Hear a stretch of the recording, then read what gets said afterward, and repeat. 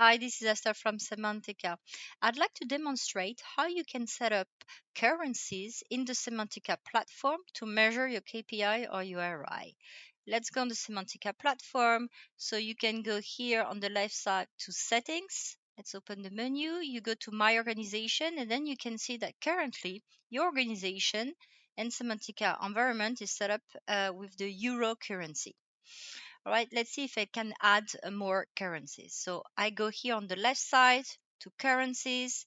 You see that by default I have euros, but I already have pound and US dollar. But let's say that I want to set up a new currency. So you go here, then you will have the list of all the different currency appearing. Let's say that I would like to set up Canadian dollar.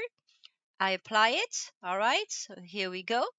And then I can go back to my organization and then go here, and the Canadian dollar is appearing. I can select it and apply it to my entire platform. So now let's see if we wanted to set up a different currency for a different workspace, because you know that in Cemantica you can have different workspaces. So let's go back to settings. We go to workspace. All right, let's choose this workspace, for example. We go down here, and then we can see here the currency, and we can change it for Canadian dollar, British pound, euro, or US dollar. All right, so then I can apply the US dollar to this workspace, and then I put update.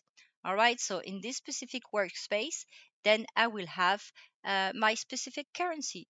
So you see, this is as easy as I just demonstrated. So if you want to have more info, please go to cemantica.com or write us at info@cemantica.com. Thank you. Have a great day. Bye bye.